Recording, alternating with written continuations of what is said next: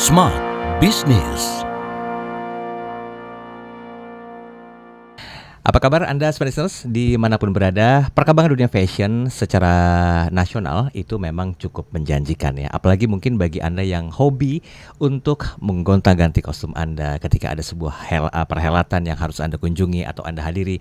Ternyata itu identik dengan kekayaan dan keberagaman Indonesia. Yuk kita bahas di podcast kali ini bersama dengan seorang fashion designer, Yurita Puji. Bagaimanakah maximizing Indonesian heritage? Halo, apa kabar Mbak? Pagi ya. Sehat. Sehat. Macet nggak kesini tadi? Enggak, deket. Lancar ya. Lancar, alhamdulillah. Ini selancar dari perkembangan dunia fashion nggak sih di Indonesia? Enggak. Aduh, kenapa kok bisa enggak? Sekarang kan lagi modelnya ini ya, apa namanya, globalisasi ya. Jadi produk luar itu yang masuk ke Indonesia benar-benar kenceng banget ya kan, dengan harga yang super kompetitif. Jadi ya memang produk lokal itu bersaingnya emang harus super kreatif dan sebagainya ya untuk bisa bersaing dengan pasar global sih. Jadi sebetulnya tantangannya itu bukan dari dalam ya? Bukan, dari kita luar. punya kualitas super bagus sih sebenarnya. Cuman masalahnya karena masalah pricing juga ya kan. Begitu banyak orang Indonesia juga banyak banget orang yang ngambil barang dari luar kan, kayak Just Tip dan sebagainya. Sebenarnya kan tuh menghancurkan pasar lokal kan. Oke. Walaupun itu menjadi sebuah profesi tersendiri dan juga ladang cuan baru ya. Cuan baru tapi regulasinya harusnya ada dong, ya nggak sih? Ini udah buka keluh kesah nih hari ini. Oke, di podcast Smart Business kali ini Mbak, kan kita tahu sendiri ya bahwa kekayaan keberagaman fashion di Indonesia itu kan sangat menjanjikan, bahkan dunia pun kenal. Tapi untuk go global kayaknya kok sulit gitu. Nah, ini dari sosok fashion designer, apa sih penyebabnya? Oke, kebetulan kan saya udah pernah ya keliling dunia lah ya untuk melihat market dan sebagainya, dan promosi juga kain kita gitu ya. Termasuk saya bukan ngomongin mempromosi produk saya atau mempromosikan desain saya lebih mempromosikan kainnya gitu. Berharap mass product yang di luar itu akan bisa ngambil bahan dari Indonesia. Jadi targetnya sebenarnya lebih ke itu gitu kan. Karena kan kalau kita lihat brand-brand di luar yang mass product ya, itu banyak kita lihat itu made in Bangladesh, made in China ya kan. Gak ada made in Indonesia gitu loh ya kan. Nah, target saya sih waktu saya keliling dunia itu saya targetin kalau misalnya bisa aja brand-brand tertentu, misalnya boleh sebut brand gak sih? Boleh. Misalnya Zara lah atau Uniqlo, whatever apapun, dia akhirnya bisa produksi massal, pasaran ke luar negeri semua, ke seluruh dunia, tapi pakai kain dari Indonesia. Gitu. Jadi sebenarnya promosi saya besar-besaran keluar gitu ya, gunanya tuh sebenarnya bukan nama saya doang gitu, tapi gimana caranya ada impact buat kain Indonesianya gitu. Oke, tunggu. Kita bicara masalah impact ini identik dengan proses produksi dari hulu hingga hilir sehingga terciptalah sebuah harga. Bener gak sih sebenarnya harga-harga kain di Indonesia itu terbilang sangat mahal sehingga itu menjadi sebuah kendala, dan saking menjadi kendalanya dilempar keluar, di brand lagi oleh negara lain, dilempar ke Indonesia lagi, jadi harga mahal. Nah, ini faktanya bagaimana? Oke, kalau ngomong harga yang mahal itu relatif ya. Kita ngomong mahal kan ya tergantung kita mau nempaknya market yang mana kan. Tapi kalau kita lihat proses produksinya yang super panjang ya kan, sebenarnya saya waktu itu pernah show di London Fashion Week, itu mereka tuh pakai bahan tenun juga. Kita ngomongnya woven ya. Ya kan, waktu itu saya keluarin tenun Lombok, mereka keluarin tenun Afrika kan. Itu jauh lebih bagus, kita punya tenun kualitasnya lebih bagus, lembut. Sampai mereka pun nanya, waktu saya sebut harganya mereka terkagum-kagum, begitu sangat murah kata mereka. Gitu. Jadi kalau ngomong harganya mahal dan sebagainya, asalkan mereka beli dari kita gitu ya. Maksudnya kita mampu untuk menyiapkan produk kainnya, terus mereka membelinya. Terus masalah harga kan basically gini, kalau misalnya kita bikin baju yang pakai bagian tenunnya sakunya aja deh. Gitu. Jadi nggak usah full gitu kan ibaratnya ya kan, motifnya lah yang dipakai gitu kan. Kalau dia bikinnya 10.000 piece gitu kan, yang untung kan sebenarnya pengrajinnya juga dong. Ya nggak, jadi nggak usah harus sebaju. Kalau sebaju otomatis ya iya jadi mahal ya kan. Tapi kalau misalnya kalau ya itu balik lagi ke desainernya ya kan. Kalau dia pakai hanya ujung tangan ya kan, itu ya why not sih kalau saya bilang gitu. Tapi gini Mbak, nama besar desainer itu berpengaruh nggak terhadap suatu kualitas produk, khususnya kainnya atau wastra ya? Enggak ya? Enggak. Sebutlah, saya nggak sebut nama beberapa orang-orang yang mungkin udah familiar dengan nama tersebut tuh, wah buatan si ini pasti harganya mahal. Wah ini buatan siapa ya? Tapi bagus, tapi kok murah ya? Nah, faktanya kayak gitu. Keadaan sendirinya seperti apa? Kalau kita tadi kan dari awal bilangnya kualitas ya. Kalau kualitas saya bilang tidak menjamin, ya kan. Jadi mau nambah sebesar apapun juga ya kualitas mau segimana sih kualitas jahit gitu loh ibaratnya ya. Tapi kalau ngomong nama besar jadi namanya jadi harganya mahal mungkin iya. Karena ada juga kan orang kan ada juga kita kan level sosial ya. Misalnya saya pakai baju bikinan si A gitu dan orang tuh identik banget kain itu tuh brandnya si A. Otomatis orang tahu dong level daya beli saya di mana dong.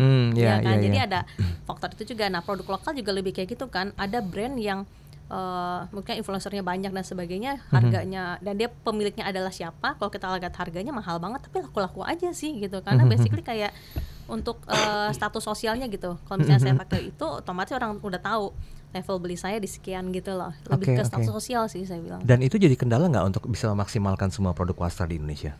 Enggak juga ya, kita gini, sebagai desainer kan kita kan harus punya target market kita nih mau apa ya kan. Misalnya kayak saya, target saya itu bukan ngomongin ya kualitas sudah pasti dong harus bagus ya, tapi saya pengennya orang banyak yang pakai barang saya gitu. Jadi saya nargetin harga itu yang masuk ke pasar bisa mana aja. Jadi orang yang karena desainnya yang maksudnya bukan ngomong bagus ya, maksudnya desainnya masuk ke berbagai kelas, jadinya yang orang yang kemampuannya tinggi juga bisa beli, yang bawah juga bisa gitu loh, mampu gitu. Dan saya lebih juga ngomongin tentang jangan sampai fashion ini jadi limbah gitu. Kalau ibaratnya terlalu murah banget gitu ya, jadinya limbah dong ya kan. Dan nggak mungkin bisa go global ya. Iya, lagian kita kan kayak cewek-cewek nih ya, kalau udah pakai, udah tampil, udah gitu nggak mau pakai lagi gitu loh ya kan. Nah, gimana caranya kita punya bahan, oke lah disimpan dulu, nanti tahun depan kau bisa buka pakai lagi barang itu, artinya kualitas kainnya harus bagus gitu. Oke. Kita ngomongin masalah strategi sekarang ya. Apa kira-kira strategi yang Mbak pernah lakukan selaku fashion designer agar kain-kain Indonesia, wastra di Indonesia itu bisa bersaing lah dengan kain-kain yang ada di luar sana? Kan tadi kita sempat bahas ya, brand Indonesia dilempar ke negara A misalnya, di remake sedikit, tiba-tiba di branding lagi masuk lagi ke Indonesia. Tapi kan dari hati kecil seorang fashion designer pasti punya strategi agar kain kita itu ya kain kita yang bisa go dan bersaing secara internasional. Bagaimana strateginya? Gini ya, saya ini kan orang yang saya orang nggak terlalu idealis, saya lebih ke realistis gitu. Jadi saya ngomong impactnya aja gitu. Jadi masalah label ini punya Indonesia atau bukan itu masalah nanti gitu. Kalau misalnya kain ini udah mendunia ibaratnya, lama-lama juga orang tahu ini punya Indonesia gitu. Jadi saya lebih targetin kalau mereka suka dulu sama kain kita, mau produksi pakai kain kita dulu, terus memang ada impact yang nyata secara ekonomi ke pengrajin-pengrajin ini gitu loh.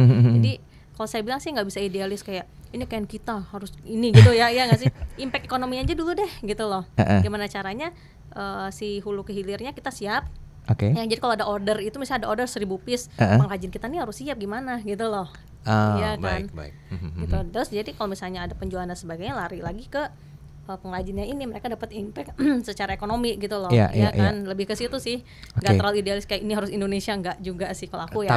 Tapi gini, sorry kita singgung masalah bisnis sedikit ya. Kan setidaknya kan ada unsur komersialisasi yang juga dijaga. Nah ini kan antara dua nih, antara mendapatkan komersialisasi yang berhubungan dengan profit atau cuan dan menjaga warisan budaya. Mana di antara dua ini yang harus diutamakan? Karena saya realistis, saya cuan dulu lah. Cuan dulu. Faktanya itu ya. Iya. Percuma kita idealis dengan warisan kita tapi nggak memberi impact ekonomi nyata kepada pengrajin itu, mereka juga akhirnya mereka punah. Iya juga sih. Kan? Punah dong. Kalau nggak menghasilkan impact, anak-anak muda sekarang nggak mau lagi nenun. Ya kan, nggak mau lagi membatik ya kan, ngapain, nggak ada uangnya ya kan. Terus saya susah ya, ibu saya pembatik, ibu saya idealis dengan batik tulisan dan sebagainya, miskin gitu loh ibaratnya. Anak muda nggak mau dong. Gitu. Jadi saya mikir kenain dulu ke impact keuangannya dulu ya kan. Dari situ dia merasa itu adalah pekerjaan yang layak untuk dia kerjain, dari situ warisan itu akan terus terjaga kalau nggak hilang. Gitu. Berarti kalau diparetokan secara persentase berapa persenkah untuk warisan budaya, berapa persen untuk komersialisasi? Ini pandangan saya ya, jadi pro kontra lah pasti. Iya. Ini kita disclaimer dulu ya. Disclaimer. Kalau saya 80% secara ekonomi, 20% secara warisan. Karena kalau udah ekonominya udah kayak otomatis warisannya juga terjaga gitu loh. Gitu. Make sense sih bener ya. Kalau misalnya secara ekonomi udah terupgrade, otomatis secara budaya juga terjaga. Tapi perkembangan daripada pembatik dan juga penenun yang mungkin ada di daerah, saya yakin fashion designer juga tahu. Itu gimana sih di Indonesia? Berjalan baik-baik aja sebenarnya gitu. Jadi sebenarnya gini, kalau kayak kemarin nih saya baru ke Sawalunto ya. Ya kan, Sawalunto 3 jam dari Padang ya kan.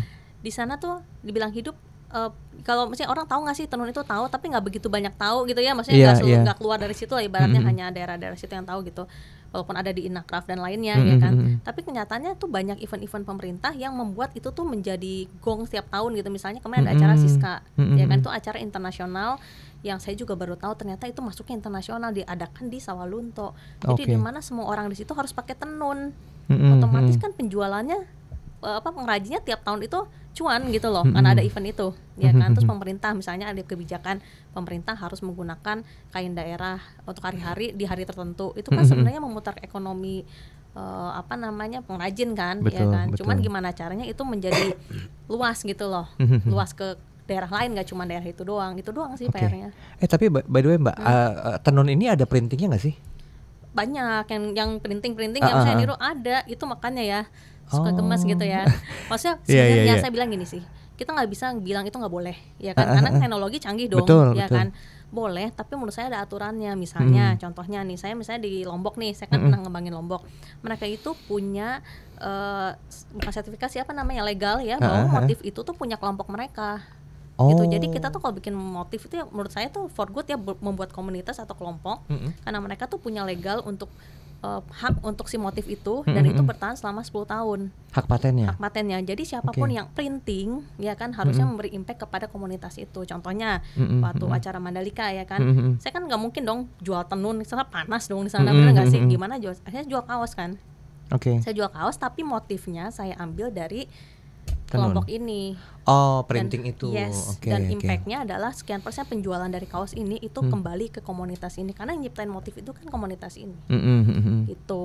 Jadi sebenarnya nggak bisa dihindarin, tapi regulasinya harus ada gitu. Gimana caranya bisa menggandeng kedua momentum itu ya, kedua keadaan itu agar bisa lebih maksimal sesuai dengan bahasan kita hari ini? Gimana maksudnya? Ya, kan ada tadi kan printing, ada yang tenun asli. Kan nggak mungkin kan kalau misalnya di suatu momentum tertentu menggunakan tenun asli. Setidaknya kan tadi Mbak mengatakan ada kolaborasi, walaupun persentase keuntungannya itu dibagi lagi sebagai pemilik hak paten. Mungkin nggak dua-duanya dielaborasi menjadi satu? Ya mungkin, sangat mungkin gitu. Sebenarnya gini, aturannya itu adalah, saya juga baru belajar banget hukum ya. Saya baru tahu bahwa kalau kita menciptakan sesuatu motif daerah, dan itu tuh lama-lama akan menjadi hak umum, semua orang boleh ngeprint, nggak ada aturannya. Tapi setelah 10 tahun, jadi kalau misalnya saya bikin motif tuh saya patenkan itu, paten ya namanya, kita patenkan itu, saya punya hak 10 tahun. Jadi nggak boleh ada orang yang ngeprint itu, saya bisa susu kamu kalau pakai motif ini gitu loh, kasarnya gitu ya kan. Nah, tapi after 10 tahun itu jadi milik orang. Saya ngomong sama komunitas pengrajin saya, ya udah kalau buat orang bikin lagi yang baru dong, gitu loh, ya kan. Nggak usah sedih, bikin lagi yang baru, motif baru, ya kan. Terus aja memang kan harus berkembang. Masa kita mau bertahan sama motif yang itu tuh lagi, kan jenuh juga kan. Betul. Dan masalahnya tuh kemampuan si komunitas ini untuk mengerti hukum, ya kan. Komunitas ini untuk misalnya untuk menindaklanjuti kalau misalnya ada pelanggaran, itu kan sebenarnya kan butuh namanya uang gitu loh, ya kan. Betul. Ya, faktanya uang bukan segalanya, tapi mempermudah segalanya ya. Bikin hak paten pakai uang. Iya, benar. Terakhir Mbak, apa yang mau Mbak sampaikan kepada anak-anak muda yang masih terus ingin mengabdikan diri ya terhadap kekayaan bangsa Indonesia, termasuk kain sendiri atau wasra? Kita tuh punya peran yang sangat besar ya, anak-anak muda sekarang ya. Maksudnya mungkin seumuran anak-anak saya ya, mereka kan aktif di sosial media ya. Please manfaatin itu deh gitu, buat setidaknya melakukan sesuatu hal yang baik buat Indonesia ya. Karena mungkin yang macam-macam, nggak cuma ngomongin kain ya, misalnya ada kerajinan, apapun lah, musik ya kan, yang ngasih tahu kalau ini tuh kita loh, punya kita loh. Ya gimana orang tahu itu punya kita kalau yang nyanyi orang luar ya. Lama-lama kita kan gini, kalau udah dipakai luar baru kita bilang itu punya kita loh, gitu kan. Padahal kita sendiri nggak pernah nyanyiin lagu itu atau gitu kan, atau nggak pernah pakai kain itu gitu loh, ya kan. Jadi anak-anak muda sekarang tuh sebenarnya punya kontribusi yang besar sih. Secara mereka kreatif ya, luar biasa sih. Cuma tantangannya mungkin bagaimana mempertahankan eksistensi kebudayaan kita yang asli dengan kemajuan teknologi itu ya. Baik Mbak, makasih ya. Sebenarnya banyak hal yang sudah disampaikan oleh fashion designer kita hari ini di program podcast bisnis. Tapi mungkin banyak hal yang perlu dipertimbangkan. Seperti satu, menyeimbangkan bagaimanakah secara keekonomian juga harus didapatkan profit atau cuannya. Tapi lihat sumbernya atau source-nya ini juga harus diseimbangkan. Semoga bermanfaat. Saya Daryl Adam, sampai jumpa. Smart Business, lead you better.